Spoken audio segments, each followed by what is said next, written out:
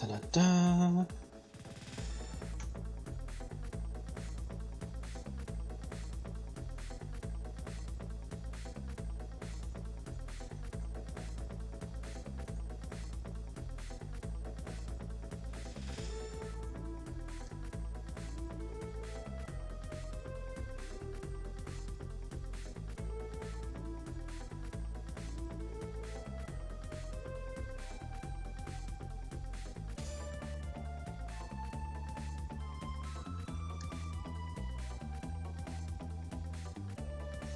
Let's see.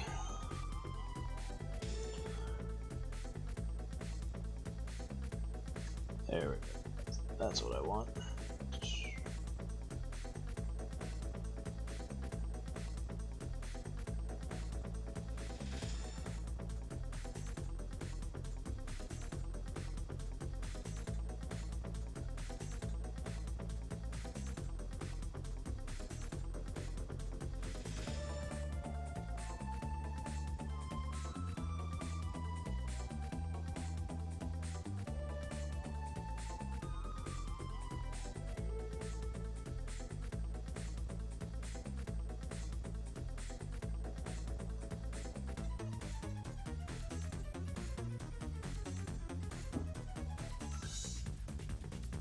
Alright.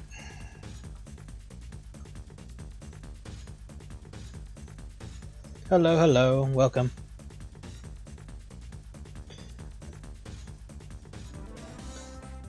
I am redoing the cover for Black Circus Chapter 2. Or replacing, not redoing necessarily.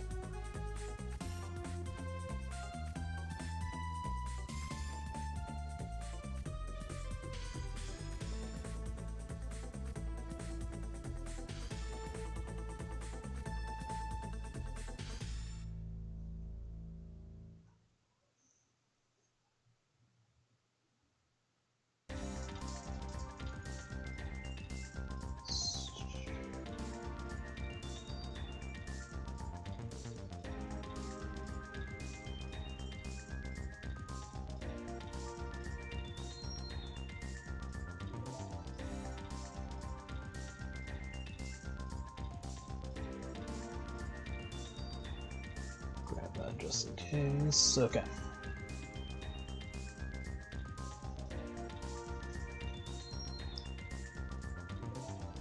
No, Black Circus Chapter 2 of Volume 1. Because I don't think the cover for that chapter... Well, obviously the cover for that chapter doesn't fit at all. So I'm going to change it.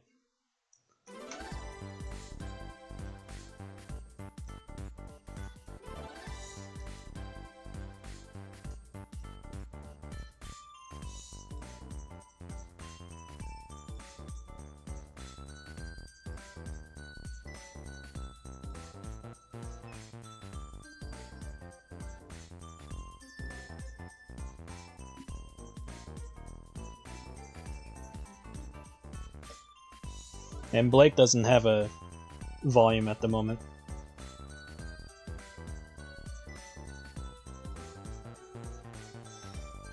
Okay.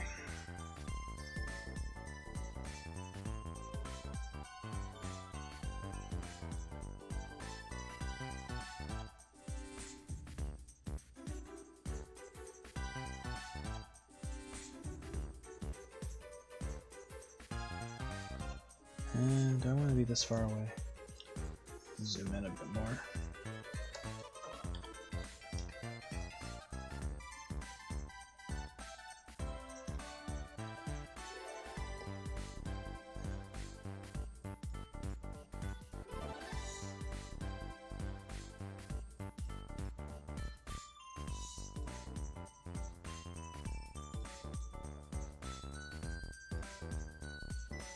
Hope everyone's doing alright.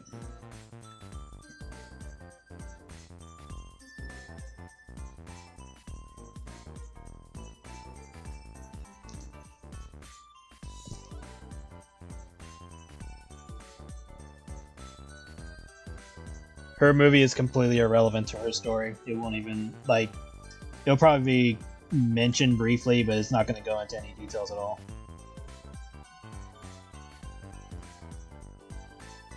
Hey, Frost.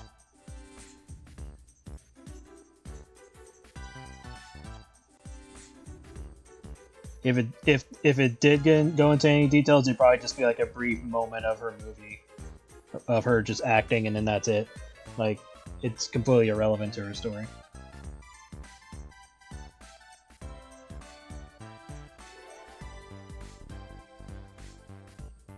If anything, what you see of her talking to Skylar is like the end of her shooting the movie, so you probably won't even see it at all. But who knows, might change my mind, but speaking right now, it has nothing to do with her story.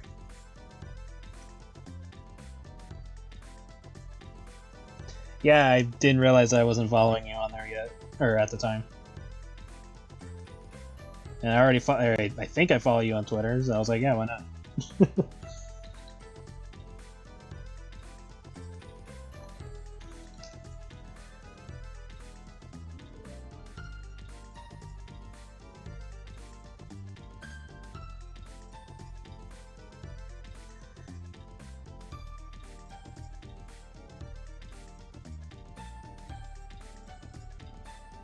See how much of this I can get done.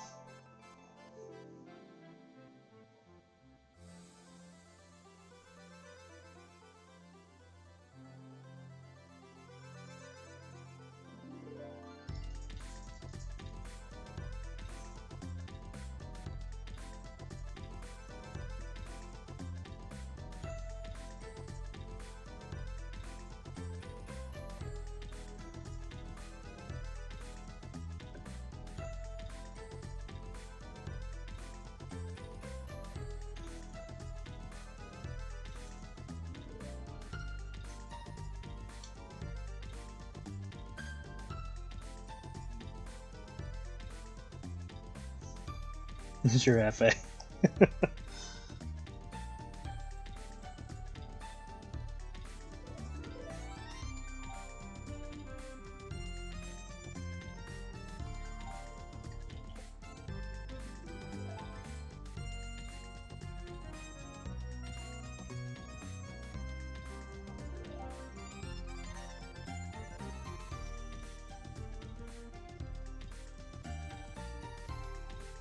It's Joanne. I'm just drawing her in a different scenario.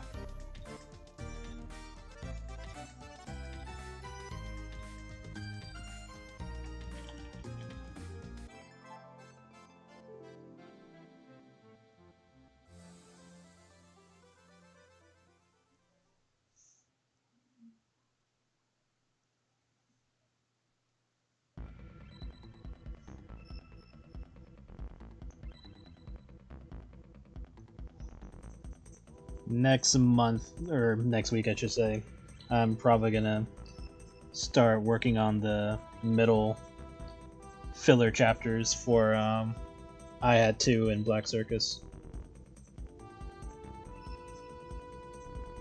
Just so we can start moving along on that.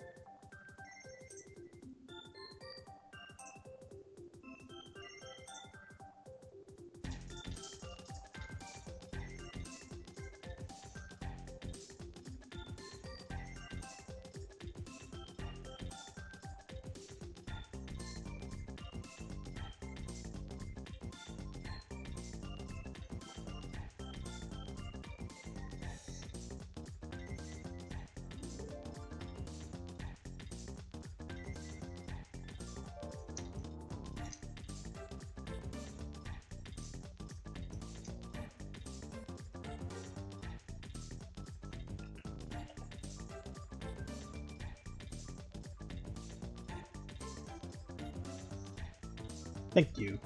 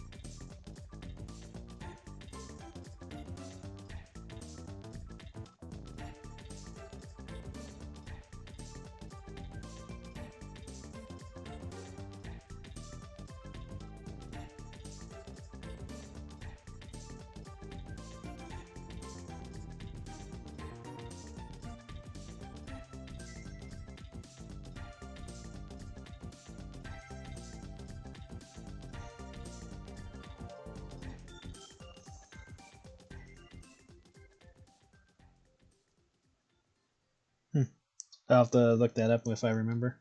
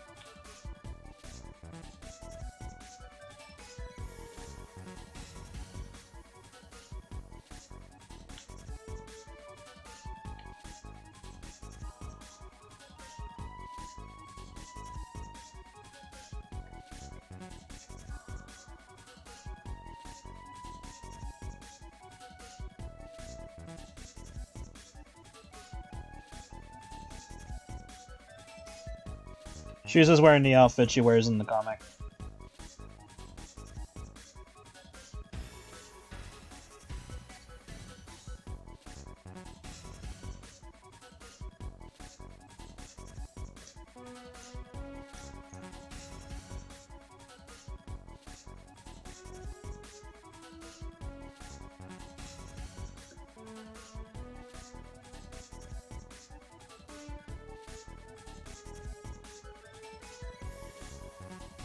I have no idea. There was one in particular, I can't remember what it was called now. It's been a while. But there was one that someone suggested and I thought it fit pretty well. I probably have it saved, but I don't know where it is. Might be on another drive.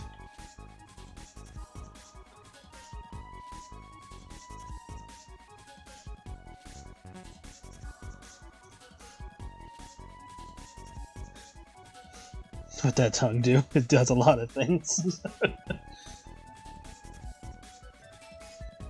Actually, that part of her tongue would not be so far out. It would be in here.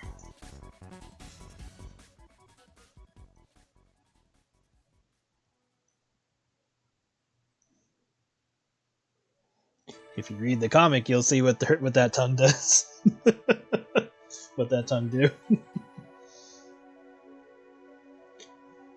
No, she's not going to have the crescent moon mark. Because that was part of a whole different thing.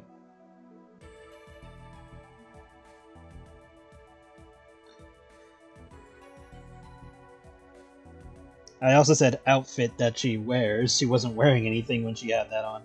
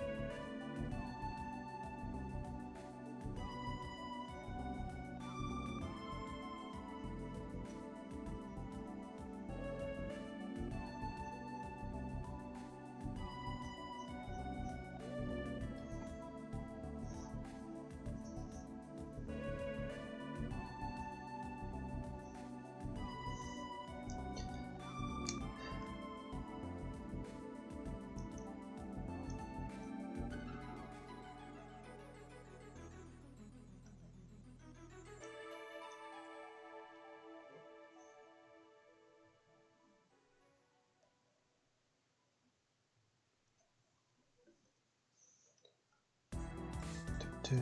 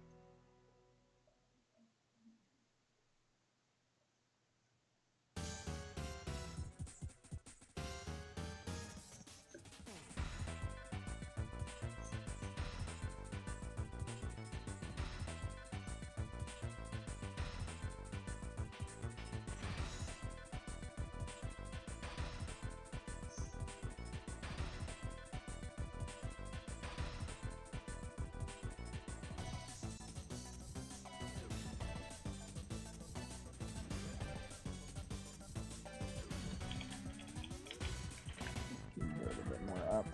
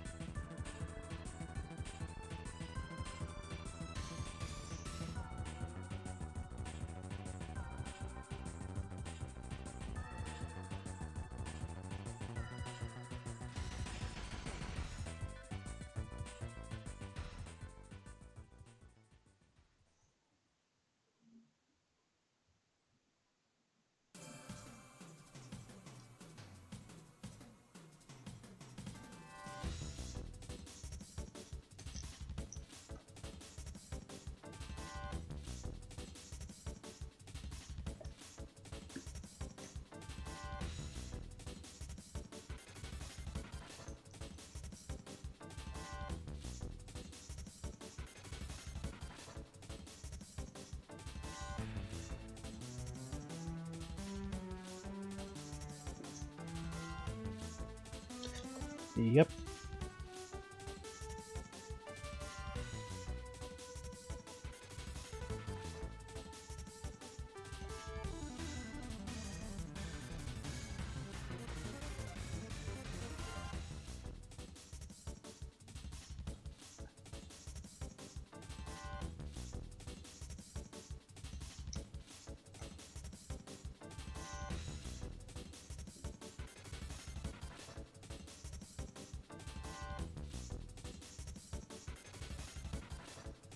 No, she was just reading a romance novel and depicting Joanne and Jay in those roles. It had nothing to do with being interested in jewelry.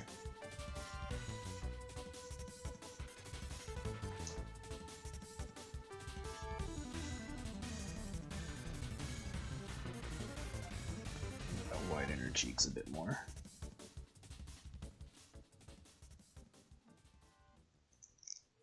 Or plump up her cheeks. That would be the actual phrase.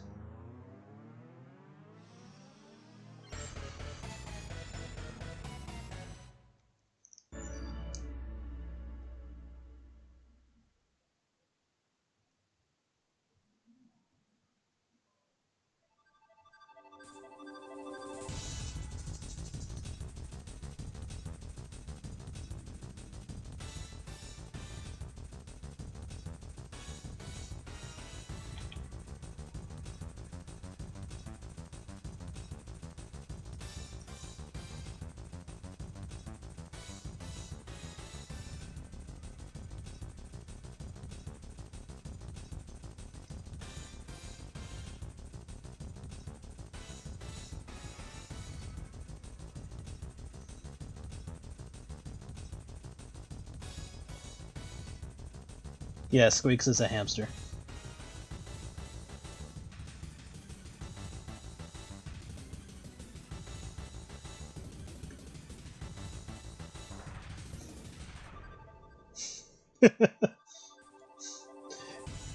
That would be funny. Be like this.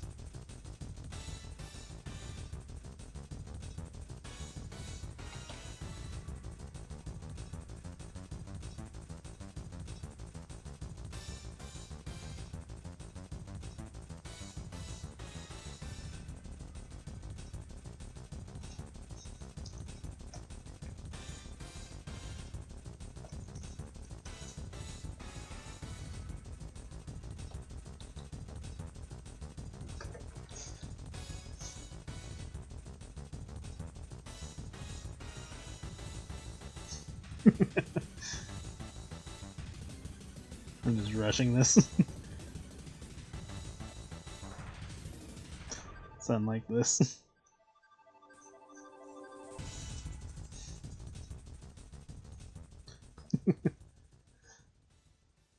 Just be high as fuck.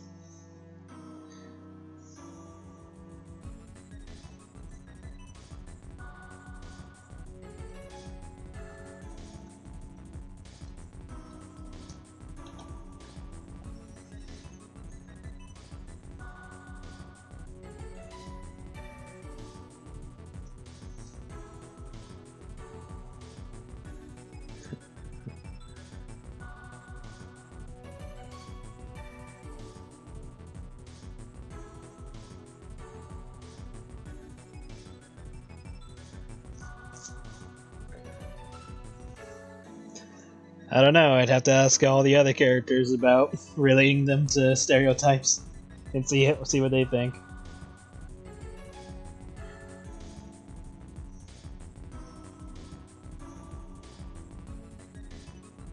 That'd be like asking Joanne's like, hey Joanne, do you like to swallow? And she just glare at you.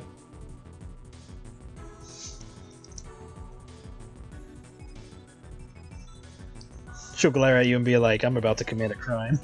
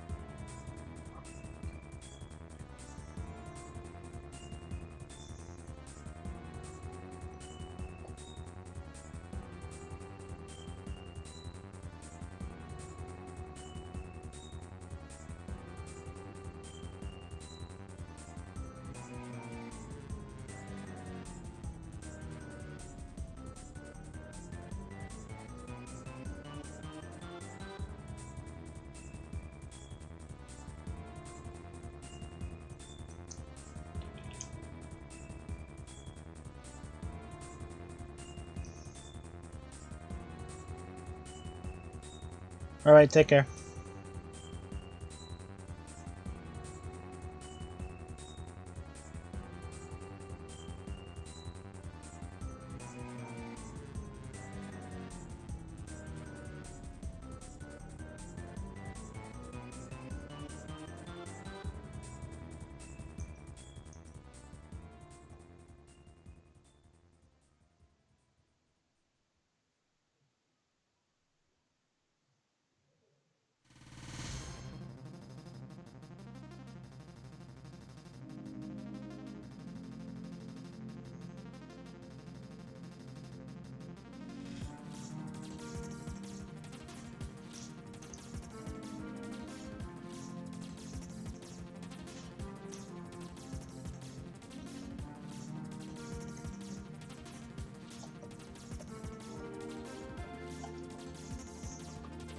Just a little bit. Try and take into account other positions of stuff.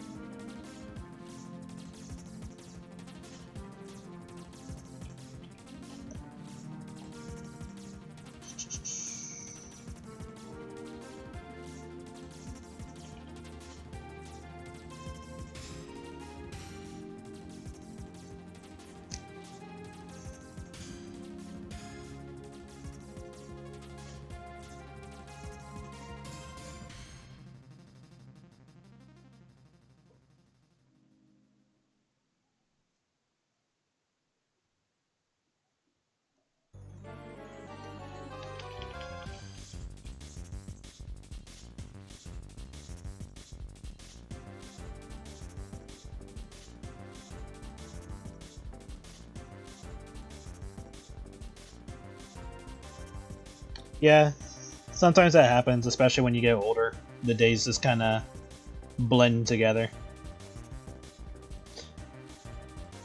I would say, unless you're like spending time with like family or even like you have your own kids or something, it's probably just gonna be like any other day after a certain point.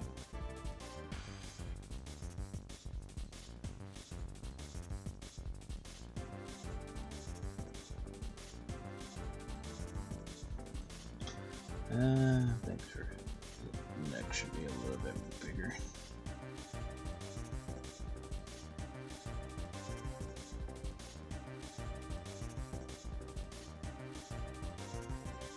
Or would this be her body?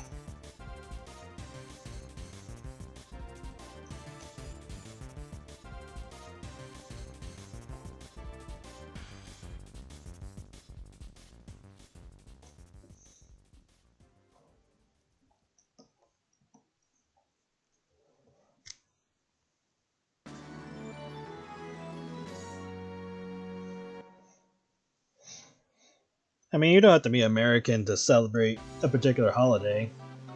Obviously, whether or not you get the week off or something is up to, work and school. But other than that, you don't have to be from a particular place to celebrate something if you're interested in it.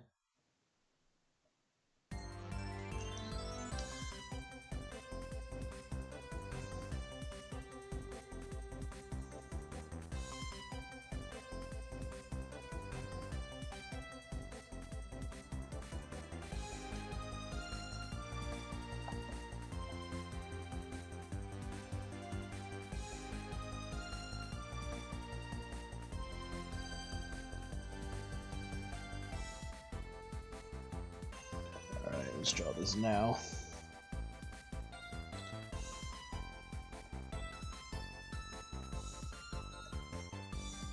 Draw the details once I get it squared away. This should be enough.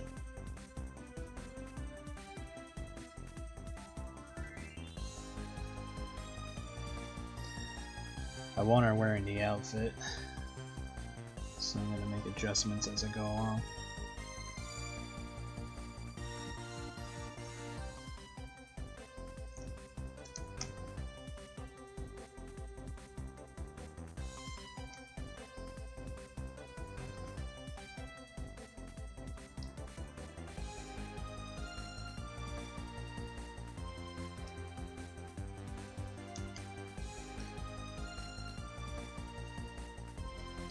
Oh, you get Thanksgiving earlier. Well, that's also fine.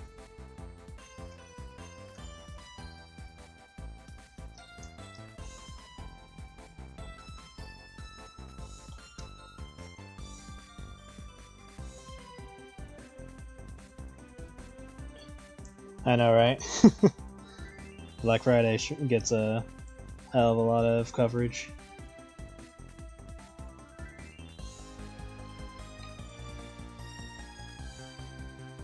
But yeah, like honestly, if you look at how, you know, supermarkets get ready for holidays, it basically just goes from like, I don't know, 4th of July maybe, then it's like Halloween, and then goes straight to Christmas. Like, Thanksgiving is more of an afterthought. It's like, oh yeah, it's Thanksgiving. We'll just have more of the good shit put up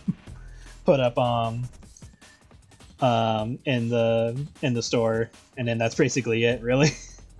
And then they don't really have to do much after that, because pretty much you eat the same exact thing at during Christmas. So Christmas is just Thanksgiving part 2, but a lot more involved. That's basically it.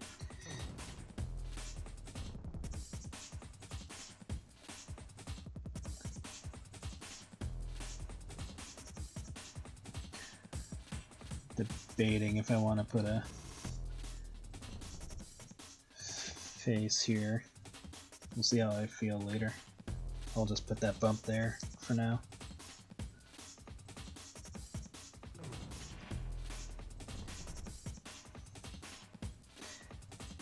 Yeah, like if this was like Marcy and it's like, oh hey, look, it's Christmas time. He's like, oh, you mean Thanksgiving part 2? And I could just see Marcy's kids like glare at her for a moment, but then Skylar just has like the biggest grin on his face. It's basically how that would how that rolled out. Oh yeah, I'm not a turkey person either. It's just too dry. I think there was like one time I had turkey that like was just right, like perfect, but I've never had it again in that way. But it's too dry for me.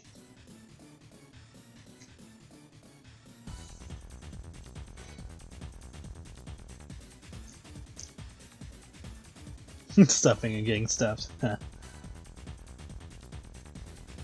Yeah, I might as well draw his face, why not? Just gotta get a good look at him.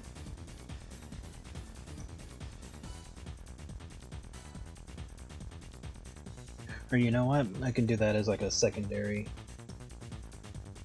So that way if it doesn't look right, I can just remove it. So yeah, I'll do that afterwards. Not really good to see too many bumps here though. Could probably warp her stomach just a little bit, just so it's not so round.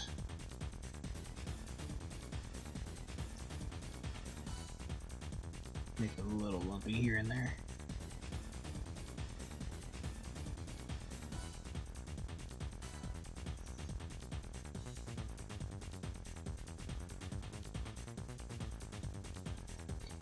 Yeah, like for me, I'm very simple. It's just like, okay, how do I celebrate Thanksgiving? Either get something made like what is it called? Why am I blanking out what it's called? Like butter rolls, pumpkin pie, eggnog, dirt, and I don't know, probably just get some like fucking burgers or something pretty much good after that point. Like it's really not that big of a thing to me. Like I'm very simple. I'm just putting lines here and there.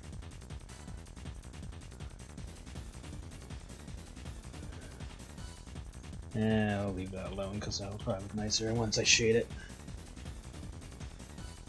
New Year's is Thanksgiving Part 3. Yeah, New Year's is Thanksgiving Part 3, but with a lot more alcohol. A little bit less food, more partying and alcohol. That's basically what New Year's is.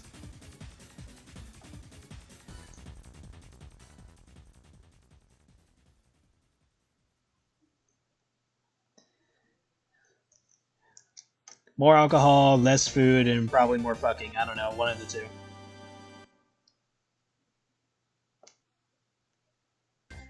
If we go with Vor characters, they're probably gonna eat the party, but you know, whatever happens first.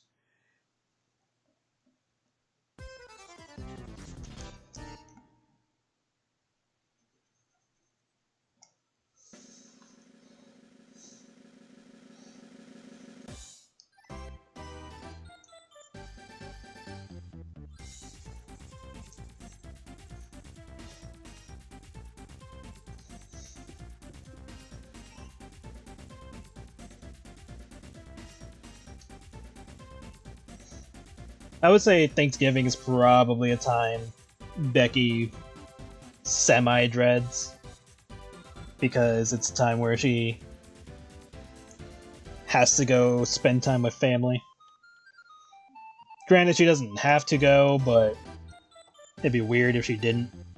So, she reluctantly does. She doesn't exactly hate it, but she just doesn't want to interact with her mother. Luckily, she could probably bring her boyfriend with her now, so it's not as bad.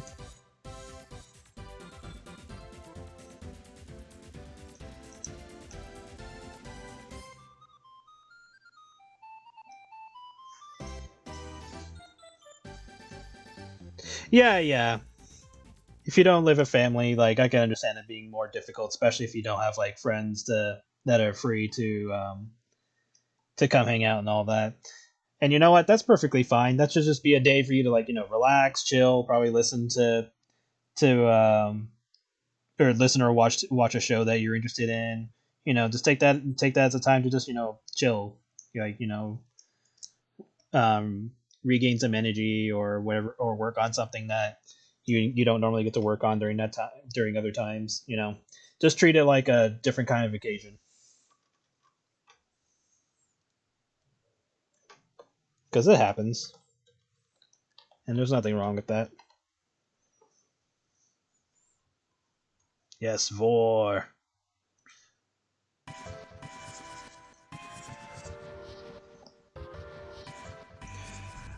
Alright, so we'll save his face for later. Dress.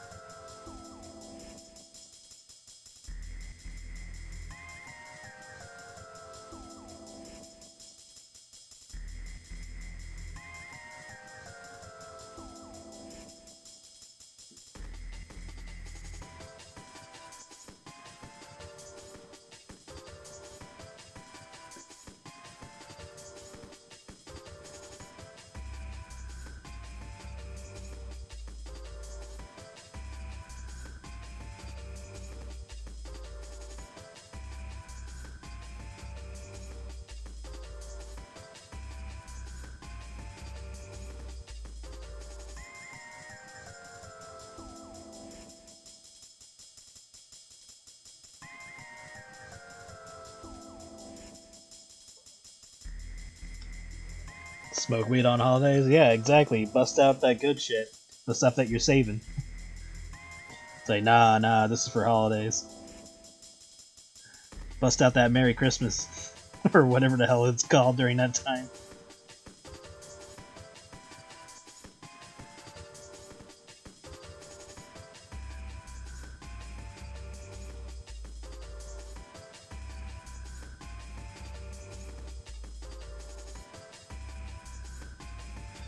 It's like, yo, what's this shit called? It's called the Gobble Gobble. It's like, damn.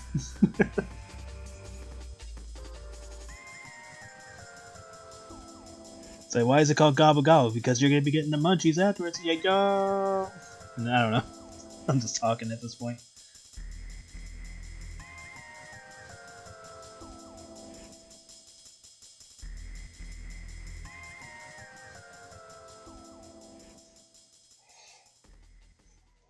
I need a better view of her collar.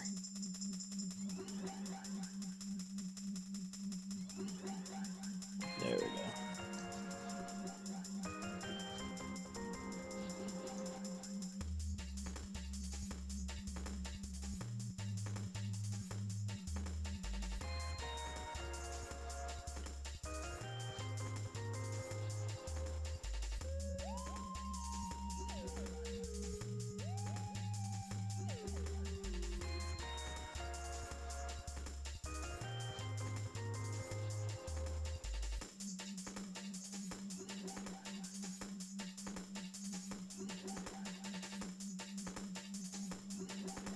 Yeah.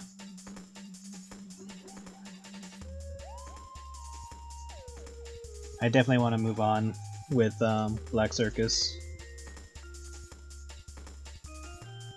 So once Secrets is done, I definitely want to spend some time on the filler chapters, and then we'll work on Creamfilled, since that one will be a lot faster, and then we'll proceed to focus on Black Circus and iHat again.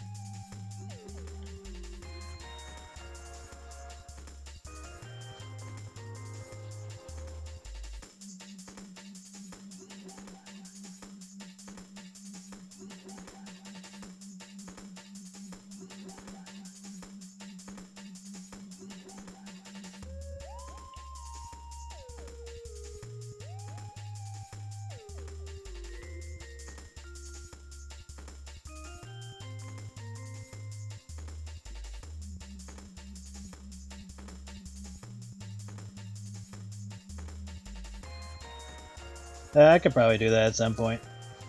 Get out that cranberry kush. Exactly.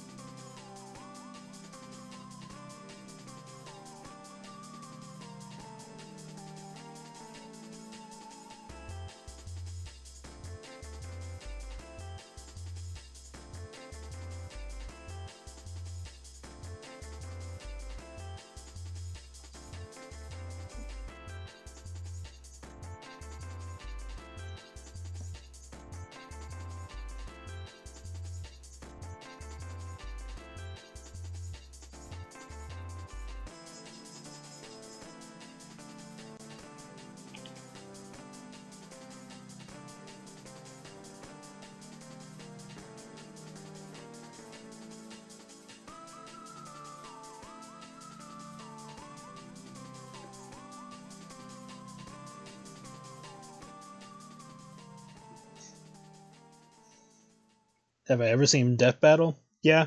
I think I've seen either all of them or most of them, except for like maybe a few of the recent ones. But I've probably seen all of them at this point.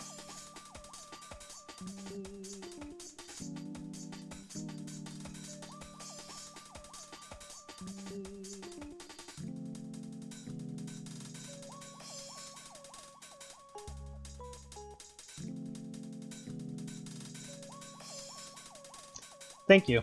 Glad you like my stuff.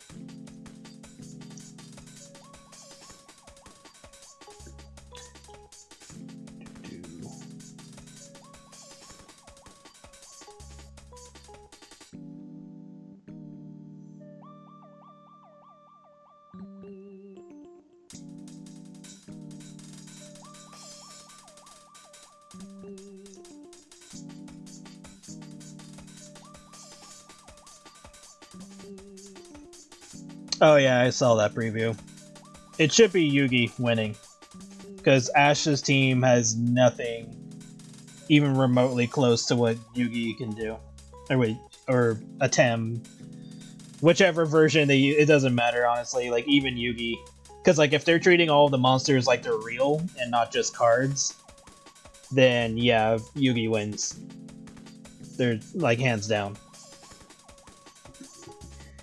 And if they're using, like, the entirety of their arsenal, and if they're going by Pokemon that Ash has actually owned and not just, like, had on his team temporarily, or, like, used temporarily, or never officially caught, then, yeah.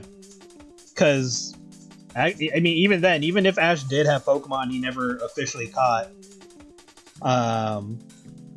that were, like, actually part of his team and not just, like, oh, Arceus helped Ash, and that counts as Ash having Arceus. It's like, no, that doesn't count at all. Or at least it shouldn't count. But if we're going by that logic and all that, but of Pokemon he's actually had on his team and stuff like that, Yugi still wins, because Yugi, if we count Yugi having the God cards, or any other fucking entity, and then Atem could just, you know, shadow game stuff. So, yeah, there's should be zero reason for Ash to be able to win.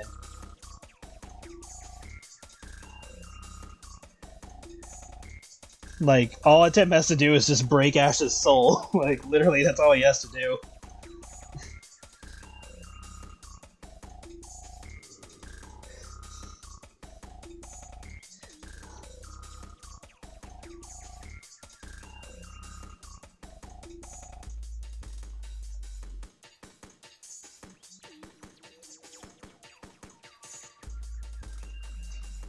To use a Pac-Man skin as in Fall Guys as a viable feat? What the hell? I'll have to watch that. I don't remember watching that one. Yeah, their reasoning for some of the battles makes no goddamn sense. Because, like, for example, with Sonic fighting the Flash, they had to exclude. If I remember correctly, they had to exclude Sonic being able to use the Chaos Emeralds, or else he would have just won. Because depending on what lore they go by, all Sonic would have to do is just wish for the Flash to not exist, and then that would be the end of it.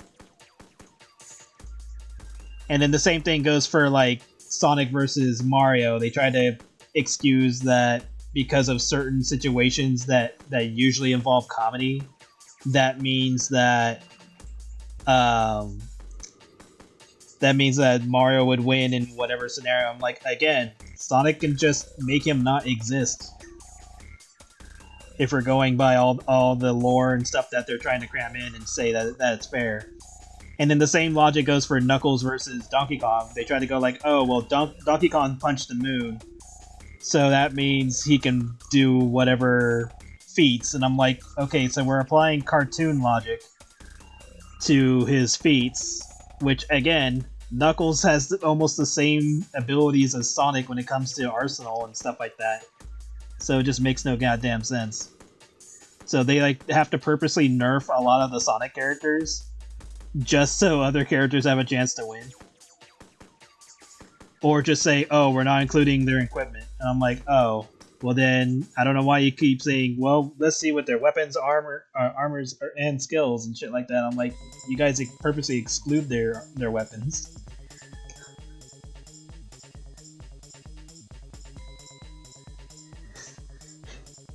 And there's been like other scenarios where other characters should not have lost.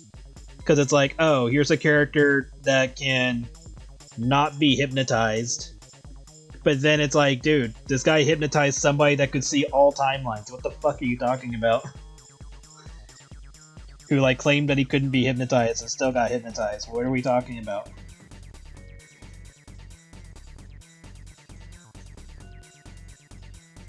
So yeah, there are some situations where it's just like, yeah, these characters should not have won. And then they acknowledge that Superman's just fucking broken. Because like there's like no point putting Superman against certain characters unless they're given the ability to like affect Superman's weaknesses and like actually capitalize on it.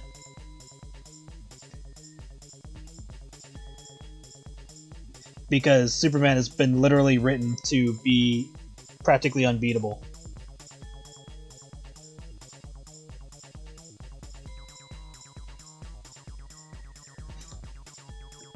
Well, like, again, if they gave Sonic the ability to use his emeralds properly, one, he would be invulnerable. And two, he could literally just send the Flash into the sun. Yeah, like, in the beginning they tried to operate off of actual logic of what the characters could actually do and stuff like that. But then they started, like, bending it more and more so that way certain characters would have a chance of winning. And then they would, like... Because they would do the thing where, like, at one point when they're using Sonic characters, they would switch on and off of whether or not they were going to use comic book logic or cartoon logic or video game logic. And they would keep spinning around the three in order to give other characters a chance of winning.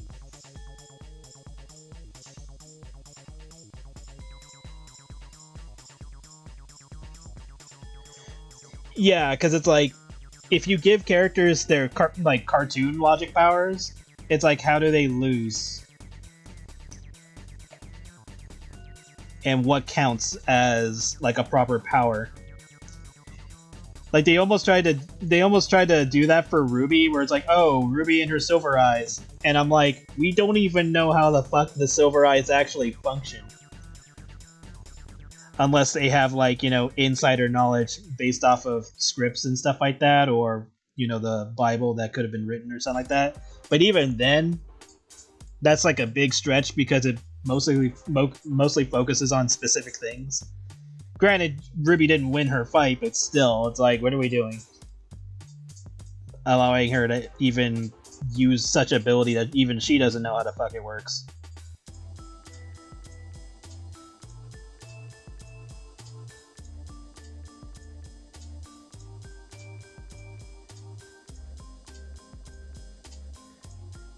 But yeah, there's like tons of situations where they handicap certain characters or give one character way more abilities than they should have if we're giving them like a proper fight.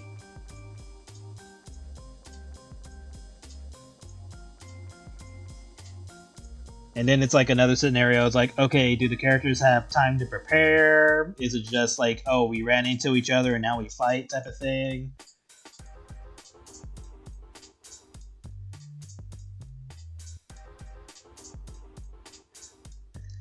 But yeah, like, I mean, I like Death Battle, but every once in a while, whenever I see, like, how they break down how the characters are going to operate, that's when it gets a little iffy, because it's like, why are you giving characters abilities that they have in a different canon? It's like, which version of the characters are we using? And then sometimes they go, like, the ultimate version, where they're just a fusion of every continuity. and then other times they'll say like, no, we're specifically using the games version, or we're specifically using the comics version. And then at that point, that's where you go like, oh, okay, so you guys are trying to handicap the character so that way the other character has a chance.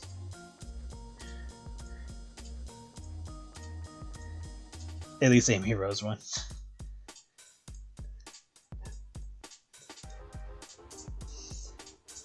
Yeah, like after a certain point, you just watch it for the fights, and then don't care if whichever character wins. Obviously, you're gonna have a bias anyway, but still, it's like once you turn your brain off, then you're fine.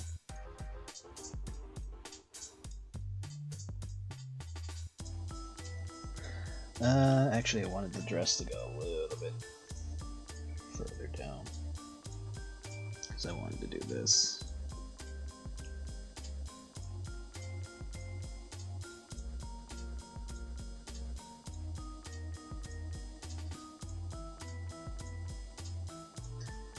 Probably wouldn't look like this realistically, but I'm doing this anyway.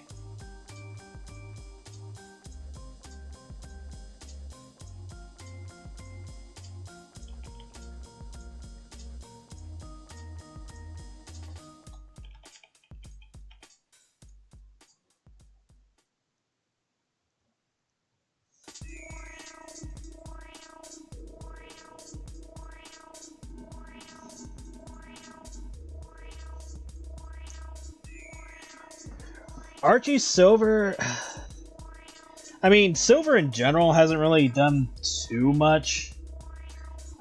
There probably wouldn't even be that big of a difference.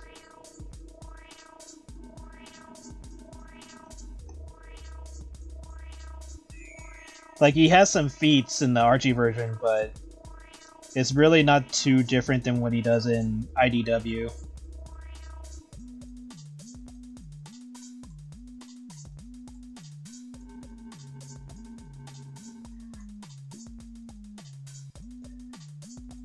Pokemon versus Digimon. I mean, realistically, Digimon just destroys Pokemon.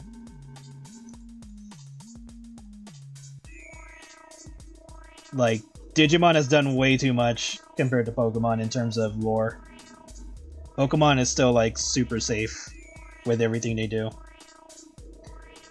I would say the closest thing to Pokemon actually being interesting with their lore is Legends Arceus, where you literally go to Arceus' realm and you only fight an avatar, so we don't technically know what Arceus actually looks like.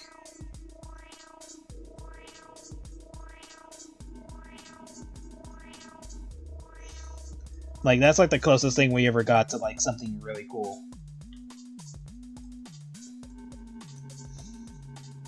And then maybe X and Y with the whole death cannon thing.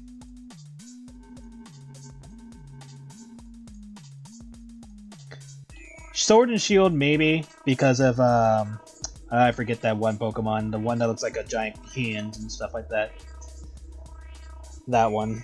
I would say Sword and Shield was kinda there, but too much of the game was just kinda like whatever.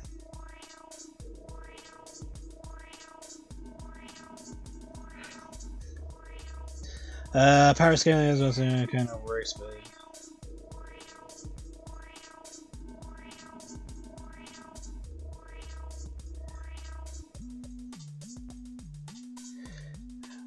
well, Dragon Ball's weird because we went from learning martial arts and, you know, capitalizing on tactics and stuff like that to, okay, I can shoot beams. Oh, I have air quotes god powers now, which may or may not actually apply to Super Saiyan God / Ultra Instinct Goku or Vegeta with Ultra Ego and all that. It's like, they claim that's like power of the gods, but is it really, type of thing? And then, even though they can do all of that, it's like, obviously there are still characters and abilities that just kind of put theirs to shame. I mean, it's all situational. But even then, it's like, okay, cool. Now, what do we do about a character who can become invincible? And it's like, oh, right, What do we do about that? Because, like, for example, if, let's just say Shadow fights Vegeta, Shadow should be invulnerable in his super state. Because that's how that works. He's invulnerable. And so, if Shadow just decides to teleport Vegeta into the sun, what happens then? Because as far as we know, Vegeta cannot survive the sun, as far as we know. Hell, technically, they can't survive space, but sometimes they can, so I don't even know how that works. Because sometimes Goku and friends can go into space and be completely fine, and then other times, no, they need a suit, because they're going to run out of air if they don't. So that's up in the air on how that applies.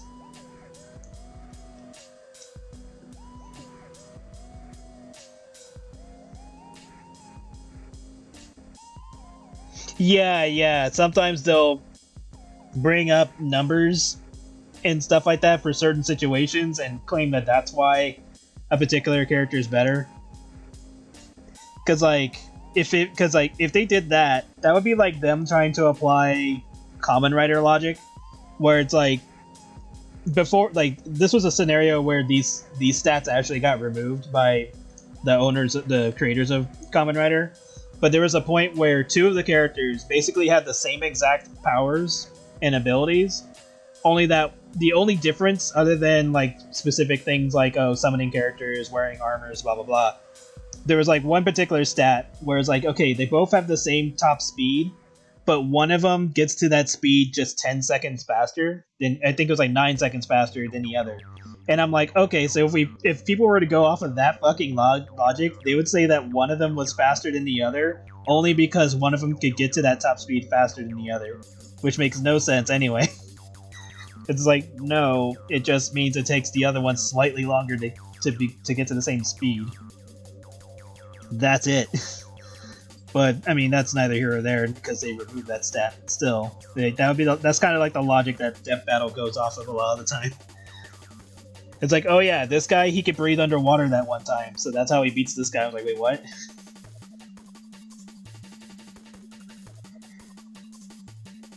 But yeah, there'll be situations like with the whole Aizen versus Madara fight thing where I'm like, that doesn't make sense.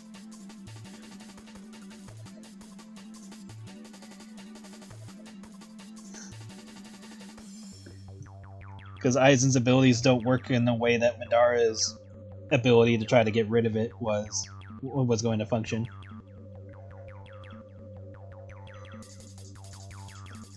Like, he managed to hypnotize a guy who could see all possible timelines and know whether or not he was going to be hypnotized, and still could not get out of that.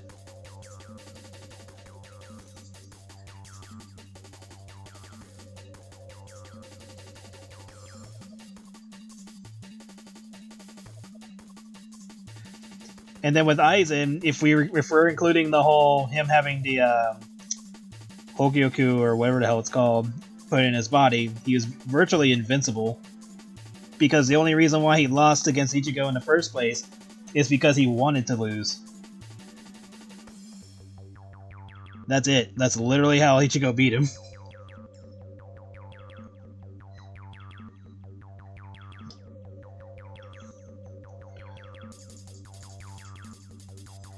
But yeah, power scaling is just stupid in general. That's why Dragon Ball got rid of power scaling to begin with. So like after a certain point, it just gets ridiculous. But I do miss that Dragon Ball lost the whole tactician part of the fights. It kind of just boils down to just punching and kicking, maybe do a few flips in order to make it look like they're dodging, tank a few attacks, and then power up, and then that's kind of it, really. It missed the whole, like, actually trying to hide from the opponent and dodge, or come up with creative attacks and stuff like that. Kind of lost that flair. I still like Dragon Ball, but it definitely lost its spark in a lot of situations.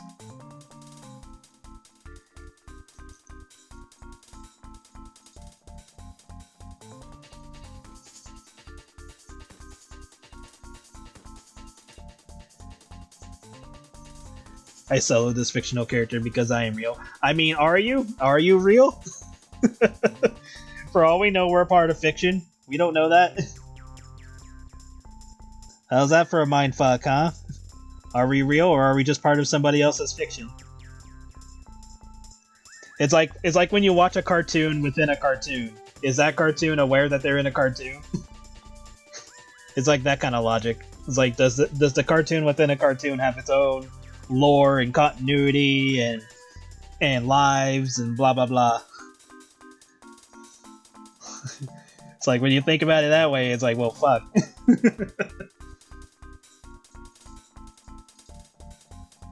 It's like I'm messing with your worldview.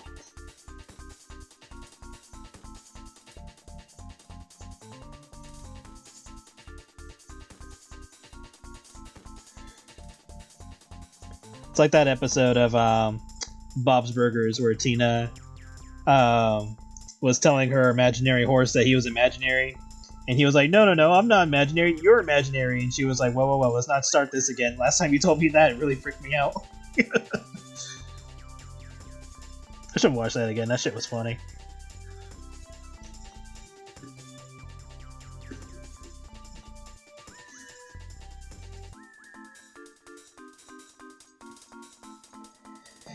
Yeah, they tossed out tactical stuff like a long time ago.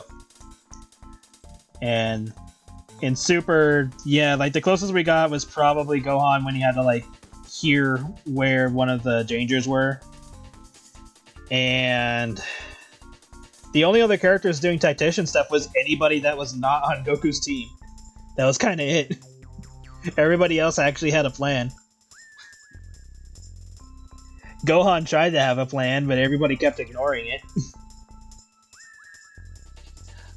I think the only people that tried to follow Gohan's plan, if he had one to use, was like Piccolo, Krillin, Tien, maybe. Probably Master Roshi. I think he was on there. He was with them too. And that's kind of it. Everybody else kind of ran off on their own to go doing their own shit. I think 17 was willing to follow a plan, but then once 18 decided to peace out, they were just like, okay, never mind. It's been a while since I saw the start of that fight of the tournament, but still, a good majority of them just said, fuck it, I'm not following a plan.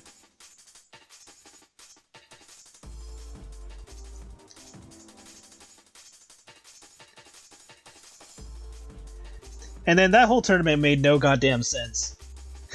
It's like, dude, we got 45 minutes to fight in this big-ass tournament, and within that 45 minutes, Goku managed to gain 2 different power-ups. Vegeta gained 1. And then I think Jiren gained 1. There were so many situations where it's like, there's no way in hell that all of this took place in 45 minutes, given the situations that all the characters were in. Like, there were situations where characters were hiding, they were trying to avoid getting killed from certain attacks and certain characters and invisible characters and other shit. And I'm like, there's no way all this happened in 45 minutes. That's just bullshit. If you told me maybe... I'll give them at minimum 2 hours. If I'm being generous. Like, that's like still super generous that that could happen in 2 hours. But 45 minutes, there's no way. Like, characters had enough time to fucking make deals with each other and torture each other and stuff like that.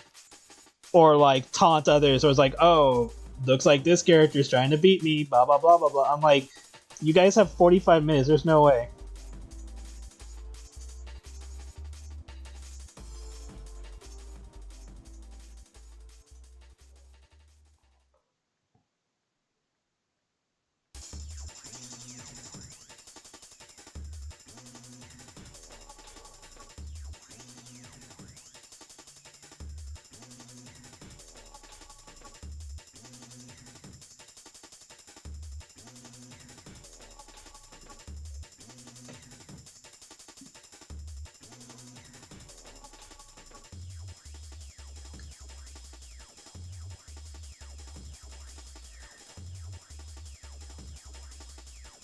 Yeah, that was like another bullshit thing. It's like, oh, Gohan figured out how to make a poison-proof shield. I'm like, are you fucking kidding me?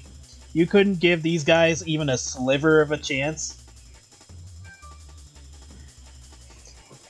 And speaking of chances, I still hate that they never showed what the bunny chick could do.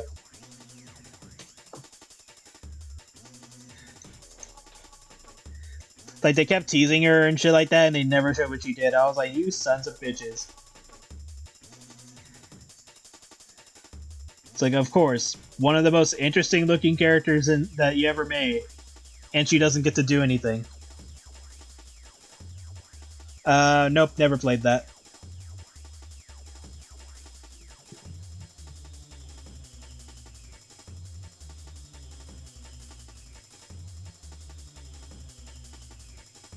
It's like Minecraft zombies.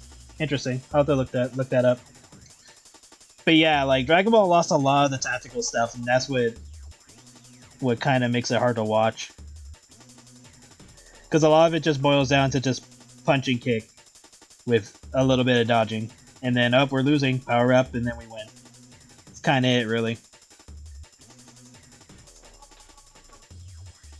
But yeah, like seeing the other characters really did help try to make things interesting, because it made people more interested in seeing what the other characters could do.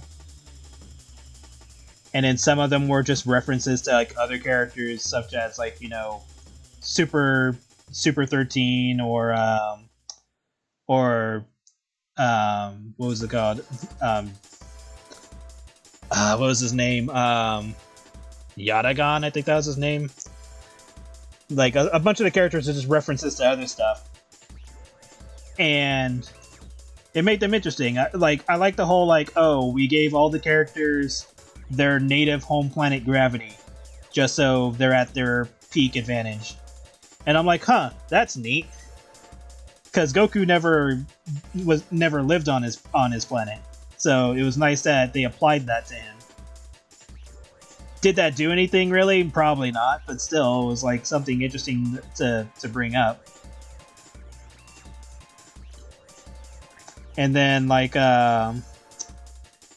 Khalifa was going through her Super Saiyan transformations and stuff like that, because she was practically the Gohan of the group. Super duper pooper Scott. Scooper and God form.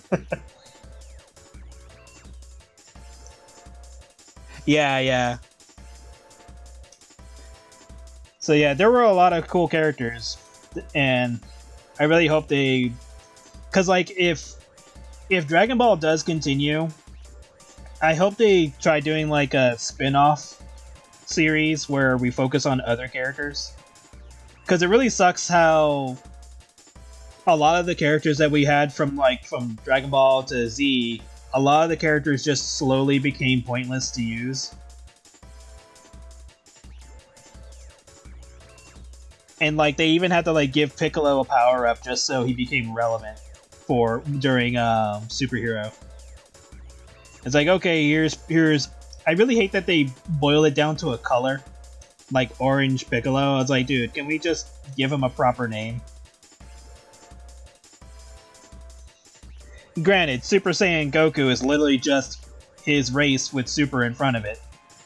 But still, it's like, come on. We can do a little better than that. Like, at least Super Saiyan Blue made sense, because it's like, if you went by the actual name that it went by, it's like a ridiculously long name. So at least that made sense, but it sucks where after that point, it's like, okay, we get, you know, Gold Frieza, Black Frieza, Orange Piccolo. It's like, okay. Like, I'm surprised we didn't call Super Saiyan God just Red Goku, even though he almost looked like Kaioken. But I don't know. I mean, that's more of a nitpick, but still. I just wish they just used the more complicated names, because it just sounds better. But that's more of a personal taste thing. Kind of like what happened with Supersonic 2, where I guess originally Ian, when he was writing for the game, he suggested that they use Hypersonic instead of Supersonic 2, and it got rejected. So it would have been cool if it was Hypersonic, because we haven't had Hypersonic since Sonic 3.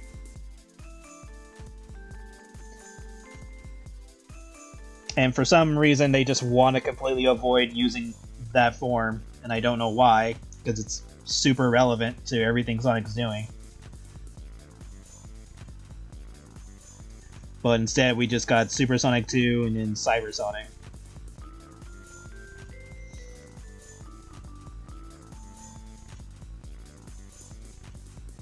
I'd never seen the Creepy Pasta, but I know of Tails Doll because he's from Sonic R. That was his first appearance. And then they purposely made him creepy in the comics because of all the creepy lore people have been making up about him. Which, he's already creepy anyway because Robotnik doesn't remember making him. So it's like, if you don't remember making him, then where the hell did he come from? And the Archie comics is like, oh yeah, there's my doll. And then in the IDW comics, Tails complains about it. It's like, how come they get cool robot forms and I just get a fucking doll?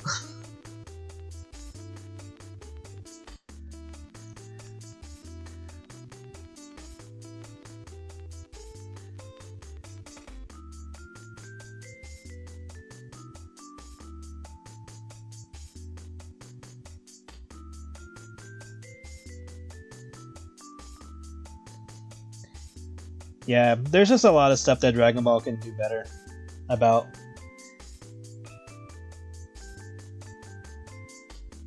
But it's up in the air. Again, I like Dragon Ball. I just wish it'd be better. The same thing can go for Sonic every once in a while, because I know Sonic can be better. Okay, I think the difference between Sonic and Dragon Ball is that, well, maybe it's not so different, because if we use Dragon Ball Z as a template, then we already know that Dragon Ball can get better because Dragon Ball Z was basically its peak. And then for Sonic, the same thing can apply if we go off of Archie Sonic, because Archie Sonic was peak. Granted, it had its ups and downs, but still, like, it's a clear blueprint that using certain characters and certain storylines can work, as well as, you know, allow Sonic to fucking lose. Like, I still think it's ridiculous that Sega is really iffy about allowing Sonic to experience hardships and stuff like that, where it's like, guys, you should allow him to feel emotions. It's fine. No one's gonna think like, oh no, I can't like Sonic because he cried. Like, that makes no sense. Hell, Goku cried when he thought Master Roshi died during Super. And that was actually a good little moment of character development for Goku, because that showed that despite Goku basically having the abilities of a god or near god, he was not ready for his mentor to pass away. He was not ready. Because he already had to not have Grandpa Gohan in his life, and he didn't even know how Grandpa Gohan had died until way later. And seeing Master Roshi be the closest he has to a father figure after that point, you know, that was a nice touch. That Goku, despite being so goddamn powerful, despite, you know, having kids of his own and, you know, his ups and downs and being a parent and stuff like that, he's not ready to let certain people go. So that was nice. That was a nice little touch of character development.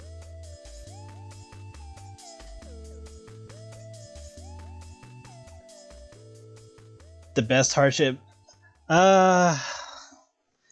If we're going by the games, Sonic hardship. Well, if we're going by the games, his hardship was almost dying to being thrown into space and blown up by Dr. Robotnik. That would be his biggest hardship, was almost dying.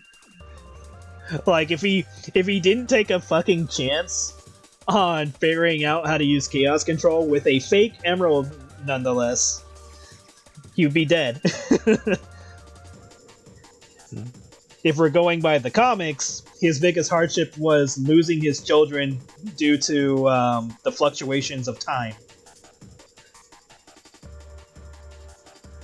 So, pick your poison. Alright, so next, draw the lines on her belly.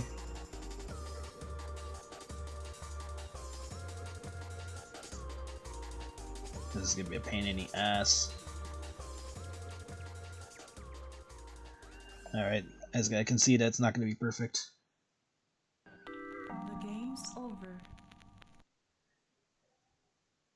Yes, in the Archie comics, he eventually has children in the far future. Like, I think it was 25 years later, depending on what point in time it took place.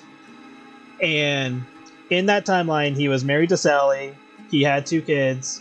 Knuckles had a daughter.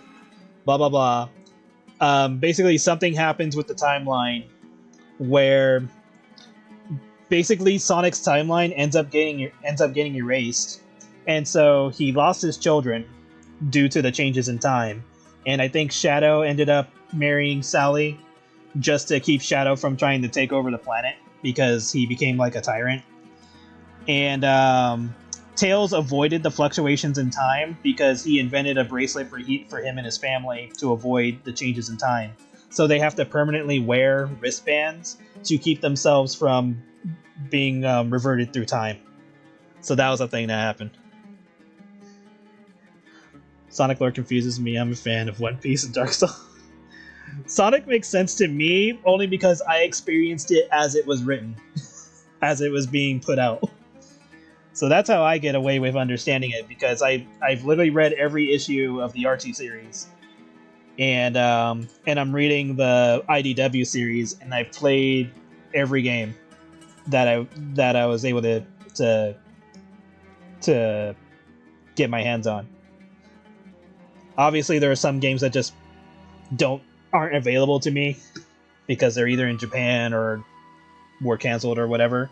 But still, like, I basically experienced as much of Sonic as I possibly could. Or can. And yes, big belly. Big tum.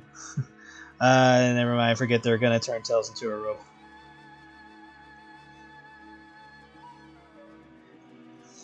Well, turning Tails into a robot didn't even make sense the way they did it, because Tails was able to make it so that he didn't lose his mind while being turned into a cyborg in Sonic Lost World.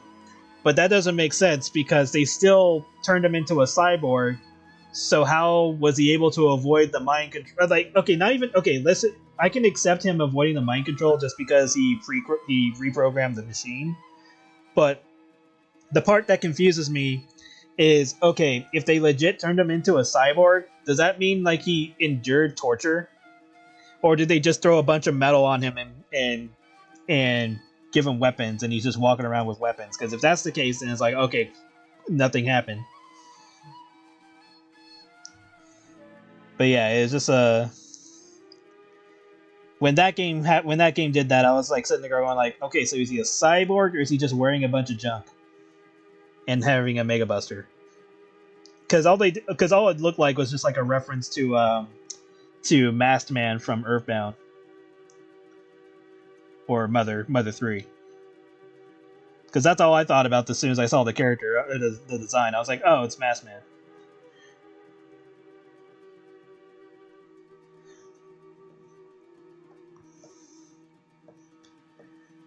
But yeah, like, again, Sonic can't like, I don't think Sonic is in a terrible spot compared to like Dragon Ball or like some other storylines. Like even Mario's is kind of questionable here and there.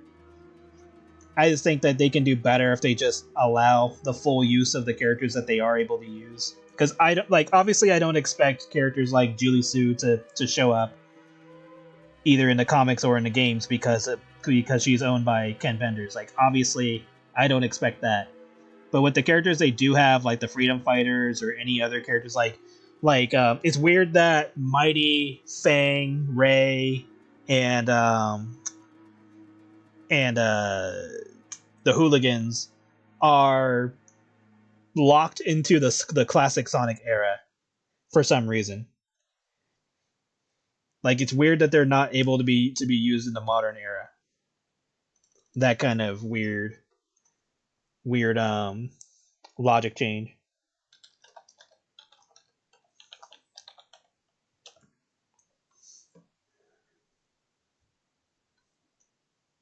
So yeah, there are just weird choices that Sega does, or is currently doing.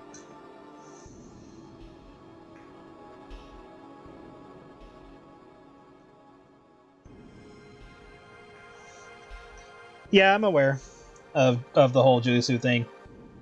Honestly, she was a decent character in the beginning. And it's unfortunate that she ended up being lost due to all the bullshit. And she had a really decent design, too.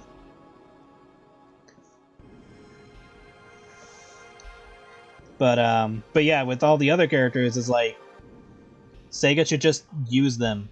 Like, stop sitting on useful characters and just fucking use them. Like, literally, they could have taken, like, Sonic Frontiers could have literally been a whole game. Or like you can make a game called Sonic Freedom Fighters. You can use the character Gadget, which was the customized character from Forces. You can use him as like the player character and team him up with any of the Freedom Fighters. Have them make it like a small open world game. Have them go do missions. You can either do it Persona style, where it's RPG turn-based fighting, or you can have it live fighting. Like you can do it that way too. Like, there's many ways they can go about this, and they're just sitting on these characters and these game design choices and doing nothing, and it frustrates me. That's why I've always said, if I somehow ever gain control over Sega, I'd be like, all right, we're doing this. It's like, I wouldn't even have them change much. It's like, I would just be like, guys, grow a pair and use the characters we have. It's like, what are we doing?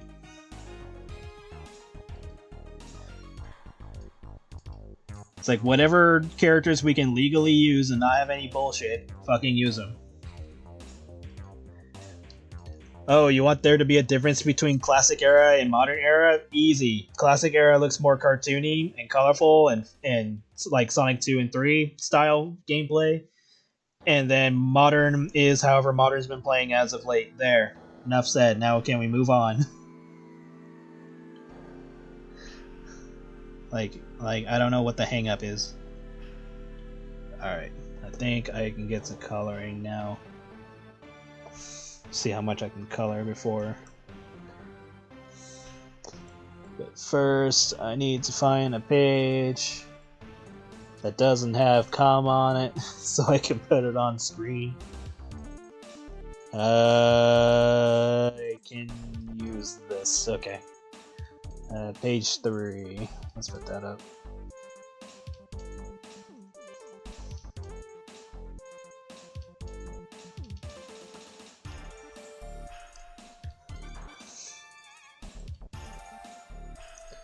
I was like, alright, what page doesn't have cum on it? I was like, okay, this one.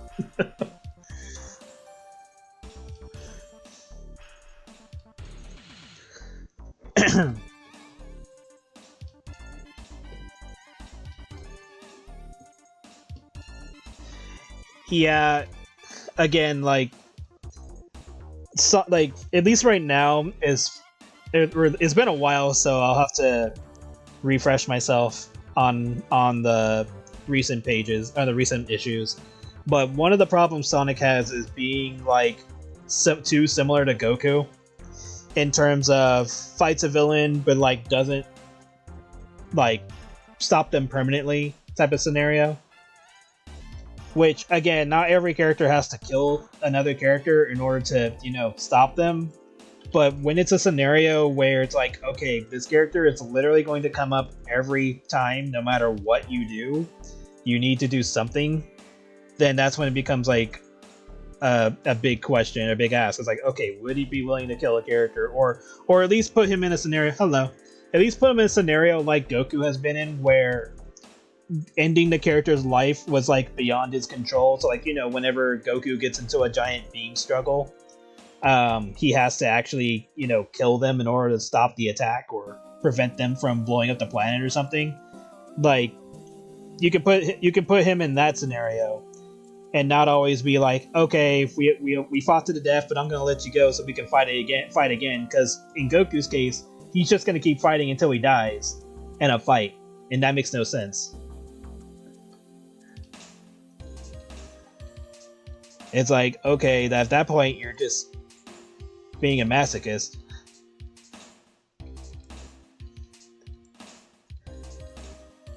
And it's almost falling into the same scenario with Sonic. It's like, okay, I'm just gonna let this character stay out, keep like, not even put them in the prison or something. It's just like, I'm gonna let them keep roaming around until I die. And I'm like, wait,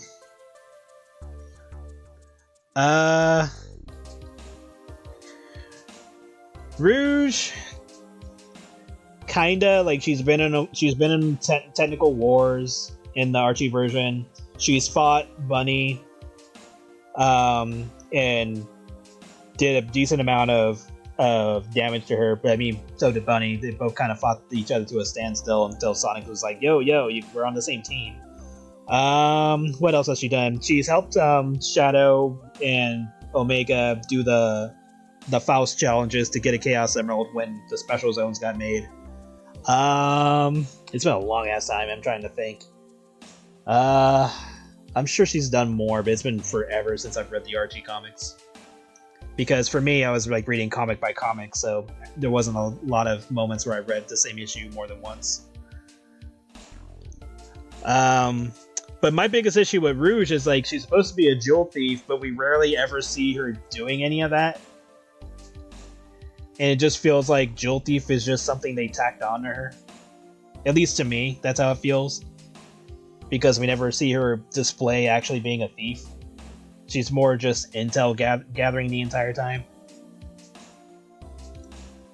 So I would like there to be more scenarios for her to actually be in that role. Because it's like, okay, if she's not helping the government, what else is she doing? And then with Shadow... Oh, this is one of my characters I'm doing for a cover of a comic that I do.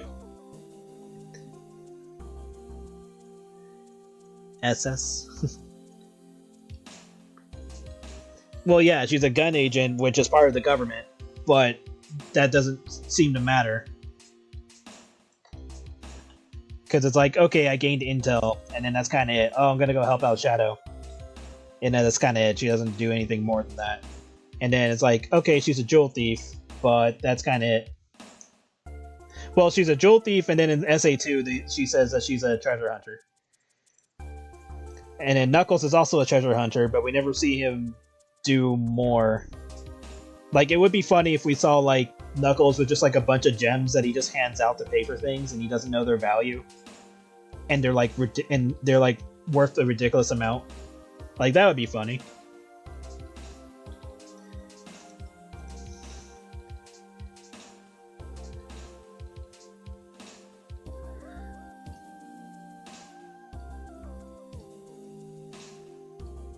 Oh yeah, with her voice. Well, like, the current voice actress isn't bad. They just misdirected her in some situations, because like in the games where we say she sounds weird, that's the same voice actress, not from SA2, but from like the games onward. I can't remember if it was SA2 onward or if it was Sonic Heroes onward or some point after that, but it's just bad direction. Like, because they don't know what to do with Rouge a lot of the times, because they don't know if they're going to treat her as, like, some angsty teen, or, well, angsty adult, or if she's supposed to be, you know, flirtatious the way she's supposed to be. And then, of course, her design changes, where it's like, okay, we're going to cover her. Okay, we're going to put her in her normal outfit, but we're going to make her boobs smaller. Okay, her boobs are still too big, we're going to make them smaller. Oh, she's too thick, so we're going to make her thighs and ass smaller. It's like, we're going to cover her up now. Oh, we're going to cover her back. I'm like, are you guys high? No, if you were high, you'd be making better decisions. You guys are just being stupid. So yeah, it's just one of those situations.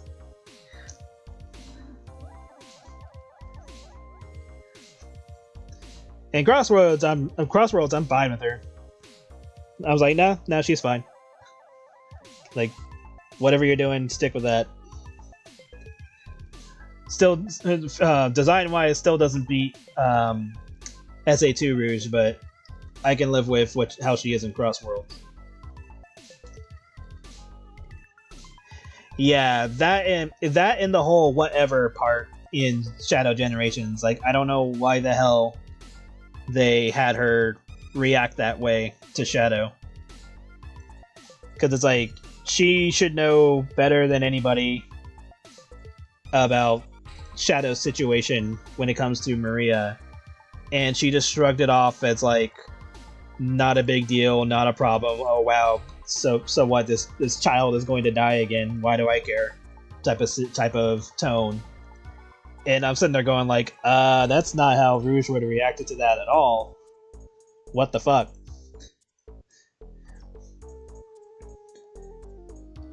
So it's just moments like that where I'm just like, guys, what are we doing?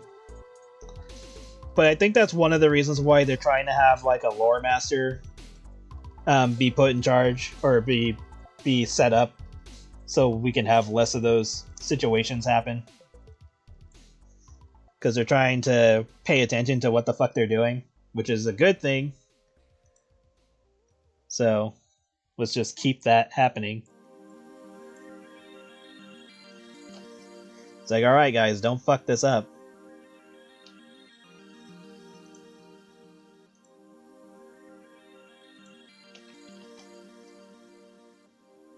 Oh, I forgot to put the other diamonds on her outfit. Let me go do that.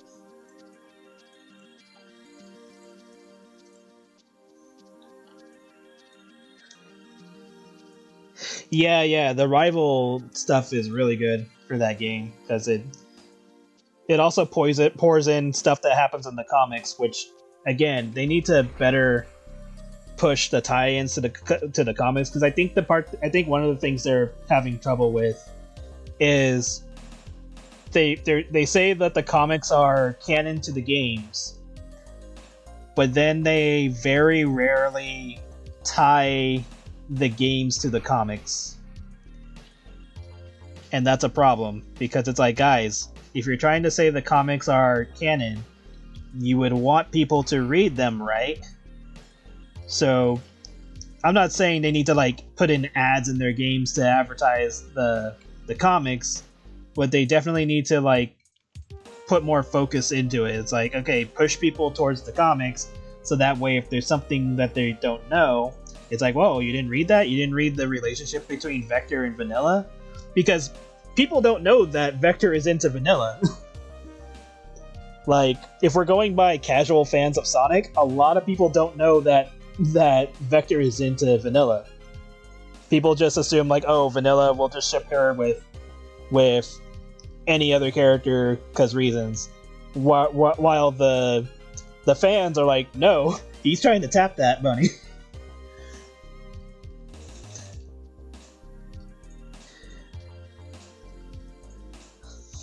And it was funny seeing that in the games where it's like, oh, I'll tell my mom that you let me win or whatever, and Vector's like, oh shit. He's like, do I let her win? He's like Vector, take that L. You know you'll get a W in the end. And then like the Latinas thing with Shadow was like, that was just a joke that they made into the movie, which was a nice touch, because that means they pay attention to fan stuff. I'll never forget what they did to Amy, though. I haven't seen Art Quiz when I was very going.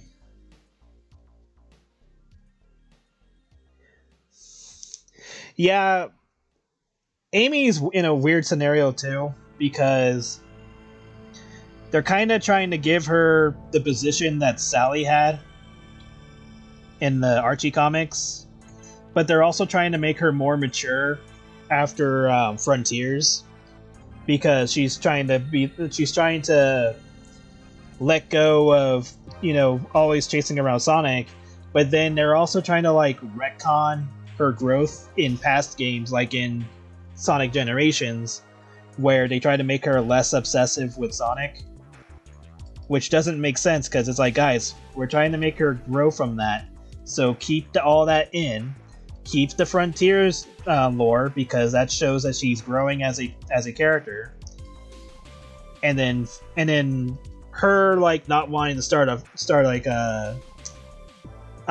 fight with people during Crossroads. I could see her like trying to like keep herself in check, and be like, oh man, if only I could blow my shit right now, type of thing. I could see that.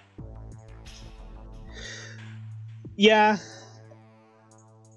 Sally. I mean, well, there was that one little interesting character in the Chaotix comic where there's a character or two characters that look like Sally and another character from, I think, Sonic the Comic, that shows up at the very end.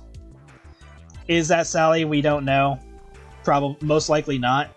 But that's so far like the closest we've ever gotten to Sally being in an IDW comic. But from what I understand, the characters are available to use. They just don't have anywhere to put them because they kind of gave all their roles to other characters.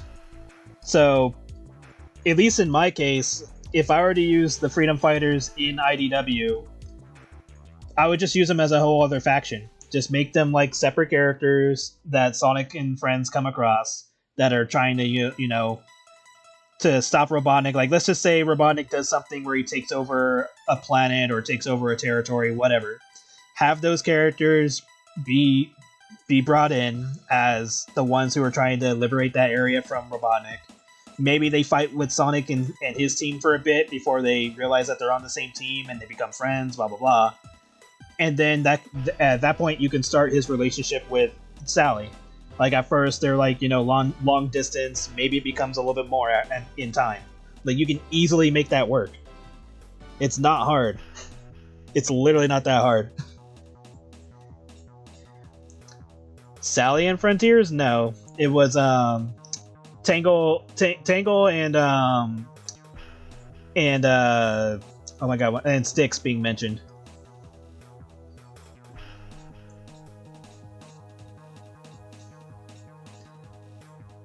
Oh, people were saying she was gonna be in Frontiers. Yeah, I already knew that wasn't gonna happen.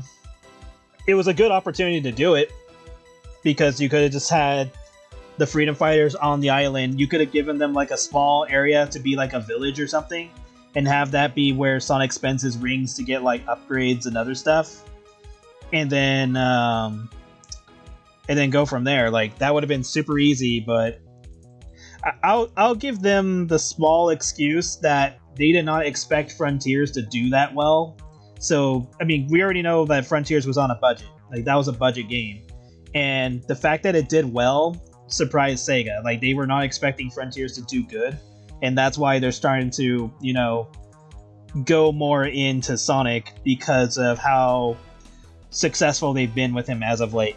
So if they can keep up that momentum and not fuck it up, then we're good. But that solely boils down to how well they start using the developers, the franchise, the available characters. Like for the Sonic card game thing that's coming out on mobile, like apparently they have access to every character possible, and there's data of Sally and them in the game. Who knows if they'll be official, because just because their data's in the game doesn't mean they'll be used, because we already know how that works with Smash Brothers. But yeah, once I see it officially happen that Sally is in that game, there's a small sliver of chance that she might get used in the core games, because you don't sit there and make character models and not want to use them. At least you shouldn't. That would be, again, stupid if you did that. But who knows? And even the developers have said, yes, we are fully aware of the characters that fans like. We are trying. So there's somebody in charge who has a stick so far up their ass about certain situations with Sonic that we have to get past that before we can do anything further.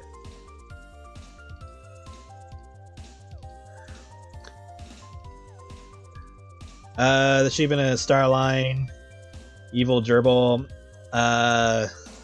Evil Gerbil Lady. If we're talking about I think her name is Thunderbolt. If we're talking about her, she was from the Archie one.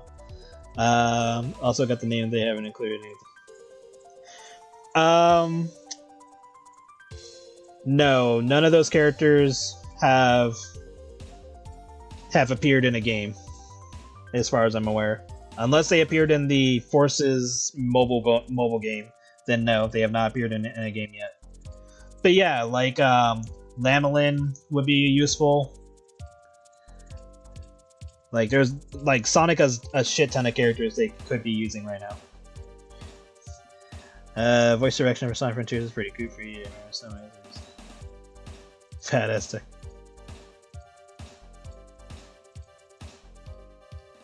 No, it's just Sonic is just a little bit more, has a more serious tone. Like it's the same voice actor. They just had him be more deep tone and serious, which isn't bad. Like given the scenario that game is in, like him having that tone wasn't a bad thing.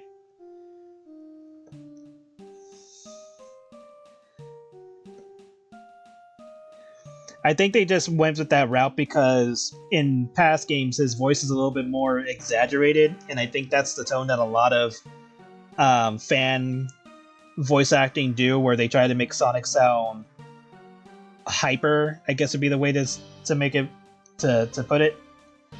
They make him sound like a little more like not aloof, but just like carefree, which I mean that is Sonic in general, but like less serious, I guess would be the way to phrase it. So yeah, like I understand why they made him have a more serious tone.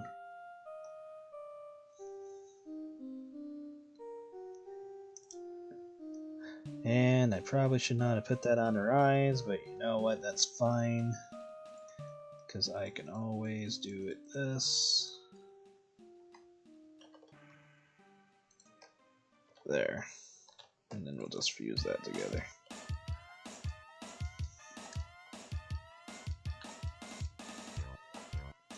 But yeah, I get it. I understand why that was a choice.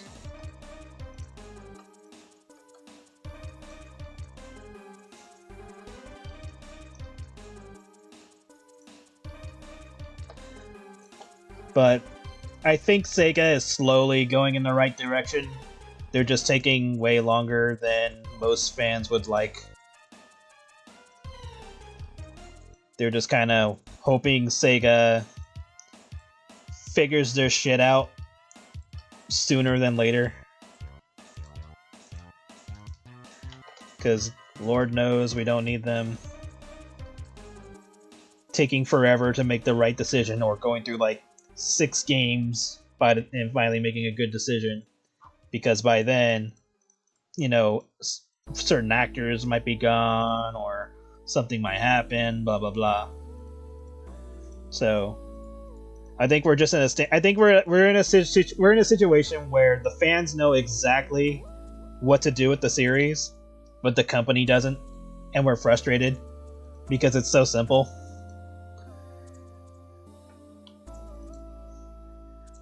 And again, Sonic is more popular in the West. That's another factor that they need to remember. It's like, guys, what are we doing?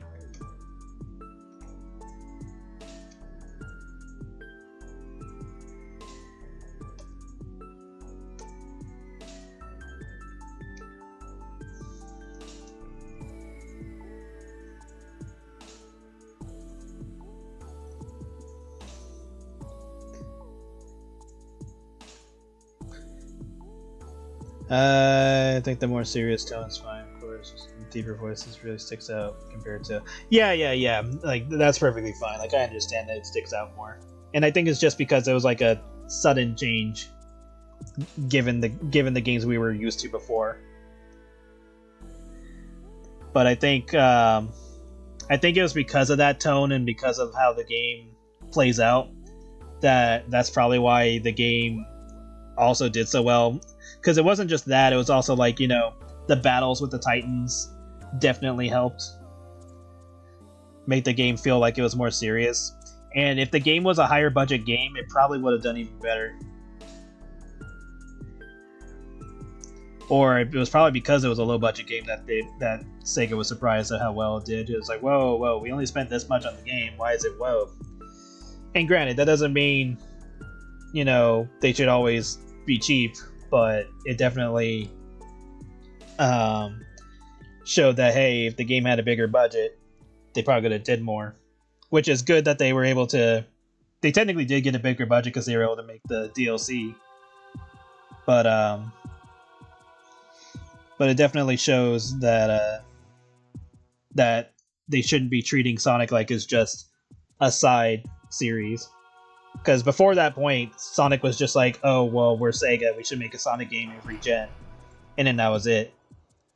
So, and then due to the movies being popular as well, they're getting a lot more out of the series than they ever have. So, which is both a good and a bad thing, because the movies were doing well, they're trying to keep Sonic in a particular spot in terms of maturity. That's why Rouge is getting altered, or Rouge has had her problems with her design and stuff like that, because they're trying not to be like, oh, well, why is that Bat character have big boobs type of situation. Like, they don't want parents to think that or whatever. And I'm like, guys, you are so late on this series, we should not be even having that discussion.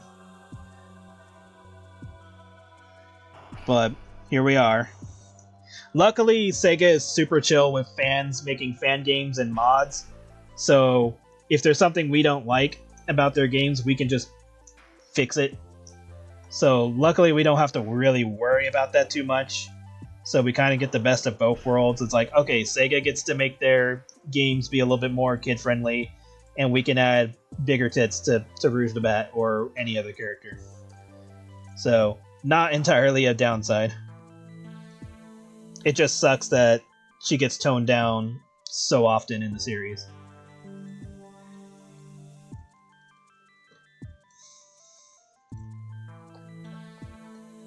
But again, looking forward to their next game, because hopefully it'll show that they're trying to be more serious with it and give the games like a bigger budget and stuff like that, and hopefully not have a repeat situation that Superstars had, where it's like, oh, we hit the boss 3 times, but each time it's like a different battle strategy that's really easy to get through. It's like, guys, you don't have to water it down. Just make it fun.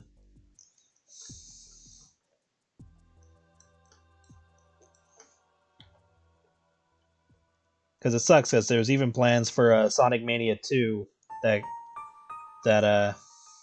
didn't come to happen. I'm pretty sure it wasn't Sega that said no. I think the people behind Mania just wanted to do something else at the time. But it still sucks that we didn't get to have it.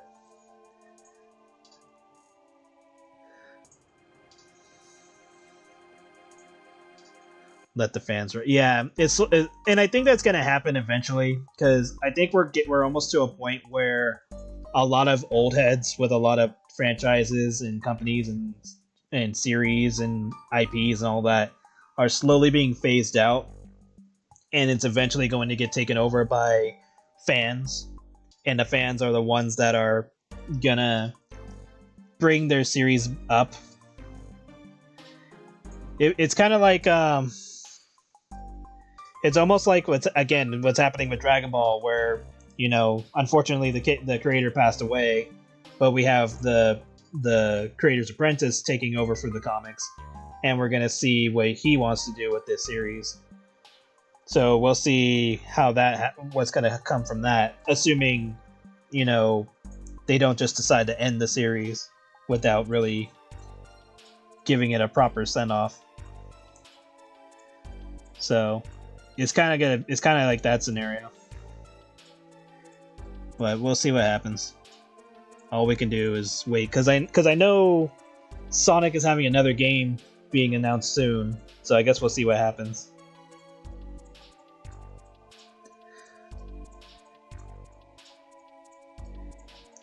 A year of insert side character? Nah, I wouldn't do that.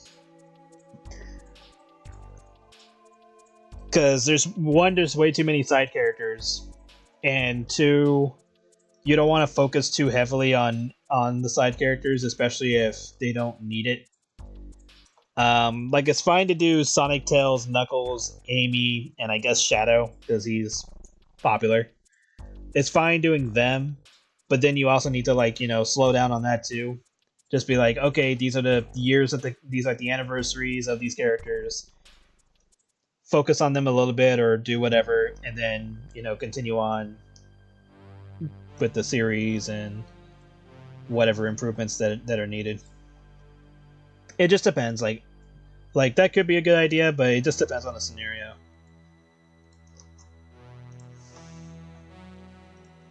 But I would be cautious about doing that.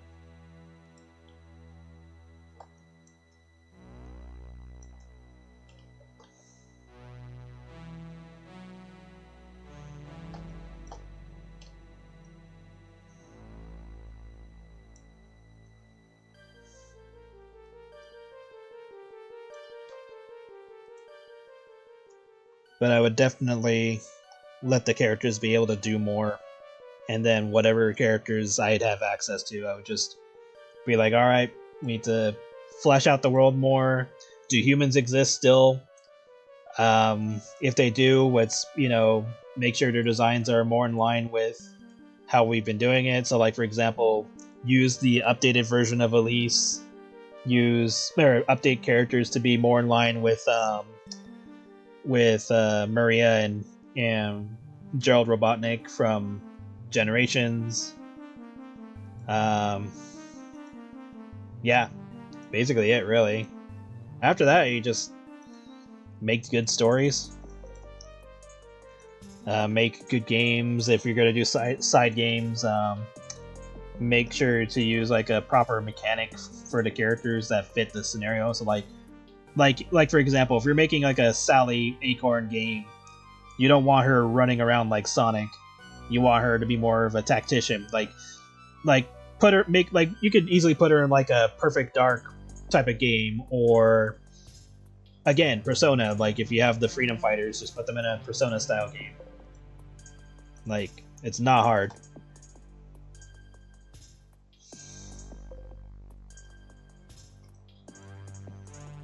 Alright, enough of my rambling about Sonic for the umpteenth time. Not until tonight's stream, where I ramble more about Sonic in this game. But yeah. Sorry about that, I know I ramble about Sonic a lot.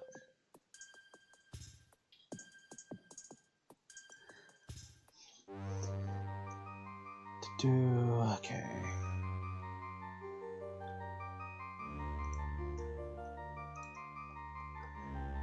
I guess we can do our eyes right now.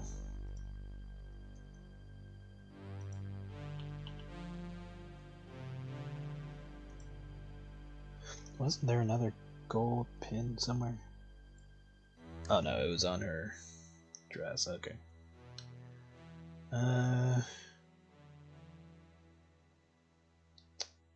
Could do that.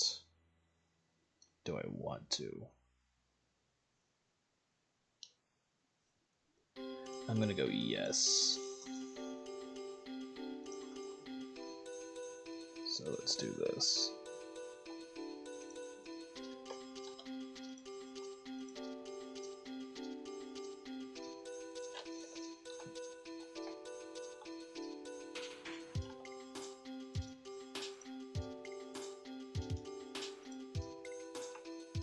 Let's do that.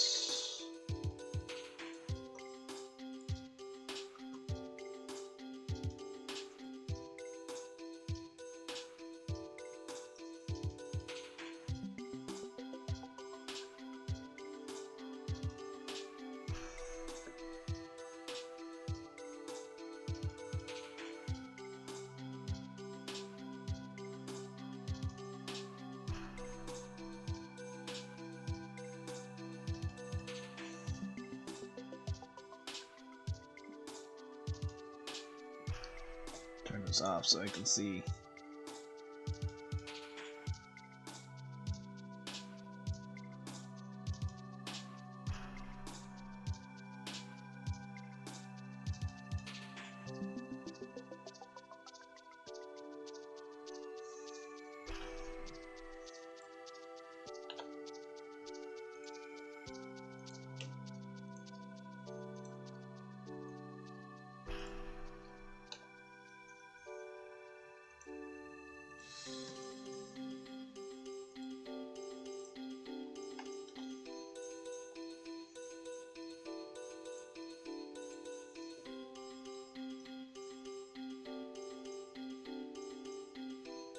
There we go.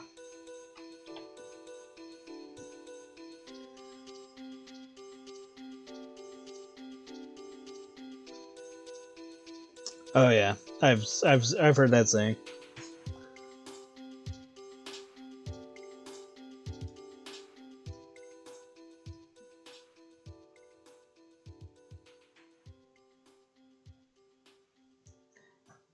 Add Dr. Stone. Dr. Stone's a weird choice to add into the movies. Because they could have just called him Snively. Like, okay, if we're gonna have Dr. Stone, we could easily just nickname him Snively because of the way he kisses up to Robotnik all the time, and they don't even have to be related or anything, because that way you can keep the movies different from the show and all that. I mean, obviously it's different anyway, but yeah, they could have easily just nicknamed him Snively or Snively, but Snively is the name for it. It's just kind of weird that they didn't do that. If they did, I probably missed it at some point.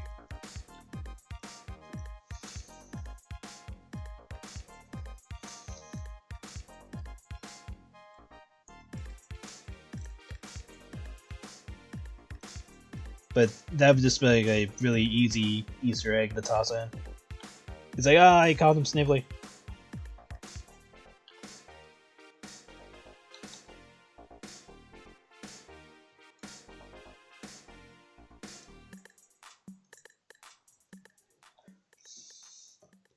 It would have been funny if like Dr. Robotnik had like an alarm clock that was Scratch from The Adventures of Sonic the Hedgehog. So when it wakes him up, it just goes ha ha ha ha over and over. That would have been funny.